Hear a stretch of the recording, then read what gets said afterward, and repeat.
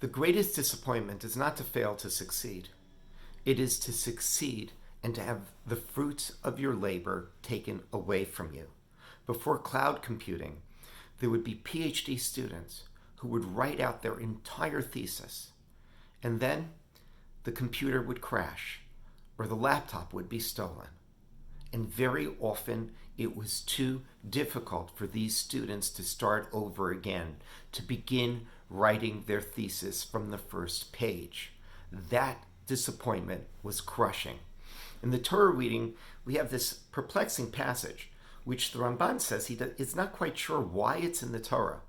It tells us about Yitzchak digging wells. His father had dug wells, the Plishtim had filled in the wells, and then he dug another well, and the Plishtim started to battle with him on the well until finally he was able to get some peace. And the Ramban wants to know, why is this passage here? But I think the passage is here for a very simple reason. It is here to teach us how important it is to make the second and third effort, to make the effort after this intense disappointment of succeeding and then having your success taken away from you.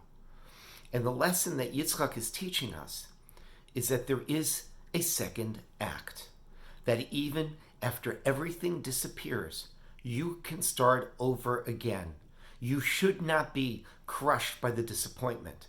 And there's no one better than Yitzchak to deliver this message, because Yitzchak's very life is about a second act, about going up to the Akedah and coming back alive.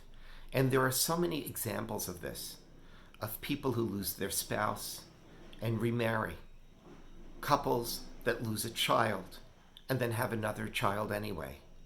And then there are those who have lost everything and decide to start over again. I remember an anecdote from Viktor Frankl's book about man's search for meaning, in which he tells how he comes to Auschwitz and he's hiding his manuscript, something he'd worked so hard on for a book on psychology. And of course, as one of the other inmates says to him in a rather obscene way, "Get rid of the book. It's not going to make it." And Frankl talks about his disappointment. But of course, Frankl didn't stop.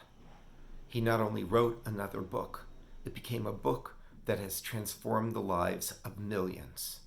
And that's Yitzchak's lesson, that even after the greatest disappointment, even after having your success stolen from you, there is a second act. And sometimes that second act is even greater than the first.